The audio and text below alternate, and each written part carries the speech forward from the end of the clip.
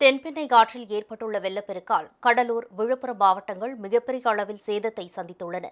திருவண்ணாமலை மாவட்டத்தில் 4வது நாளாக தொடரும் கனமழையால் சாத்தனூர் அணைக்கு உபரி நீர் வரத்து அதிகரித்துள்ளது. அணையின் பாதுகாப்பு கருதி 38,500 கன அடி உபரி நீர் முழுவதும் 9 மதகுகள் மற்றும் இடது, வலது கால்வாய்கள் மூலம் திறந்துவிடப்பட்டுள்ளது. இதன் காரணமாக சாத்தனூர் அணையில் இருந்து காட்டாற்று வெள்ளமாக தண்ணீர் கரை புரள்கிறது.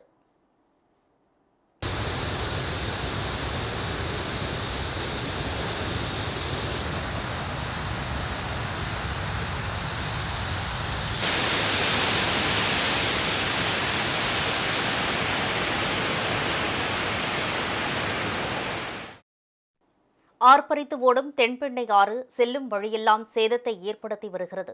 விழுப்புரம் மாவட்டத்தில் சாலைகளை துண்டித்துள்ள வெள்ள நீர் அரசூர் மற்றும் அதன் சுற்றுவட்டார கிராமங்களை சூறையாடியுள்ளது.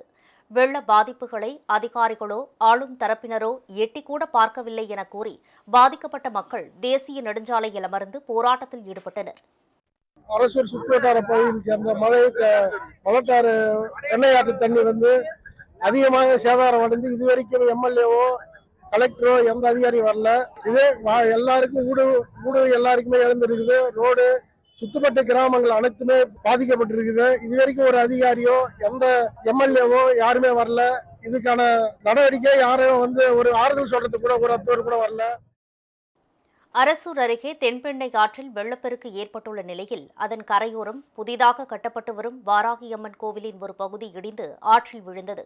கோவிலில் சிக்கியுள்ள 20 பக்தர்கள் தங்களை மீட்க மாவட்ட நிர்வாகம் விரைந்து நடவடிக்கை எடுக்க வேண்டும் என கேட்டுக் கொண்டுள்ளனர். கடலூர் மாவட்டத்தில் 23 இடங்களில் தென்பெண்ணை ஆற்றின் கரைகள் உடைந்துள்ளன. கடலூர் மாநகராட்சியின் மஞ்சக்குப்பம், ஆட்சியர் அலுவலகம், வெளி செம்மண்டலம், ஆல்பேட்டை உள்ளிட்ட பகுதிகளும் 25 ஊராட்சி ஒன்றியங்களும் 200க்கும் மேற்பட்ட கிராமங்களும் வெள்ளத்தால் சூழப்பட்டுள்ளன. தென்பெண்ணை ஆற்று வெள்ளத்தால் கடலூர் முடங்கியுள்ளதை உணர்த்தும் கழுகு பார்வை காட்சிகள் இதோ.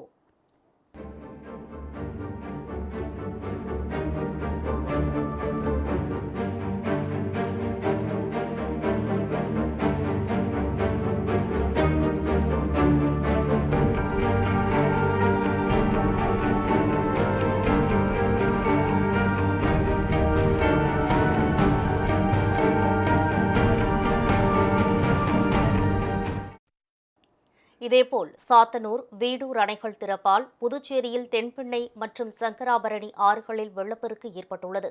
புதுச்சேரி எல்லைப் பகுதியான மணப்பட்டு ஏரி உடைந்து வெள்ள நீர் புதுச்சேரி கடலூர் முதன்மை சாலை நடுவே ஆர்ப்பரித்து ஓடுகிறது.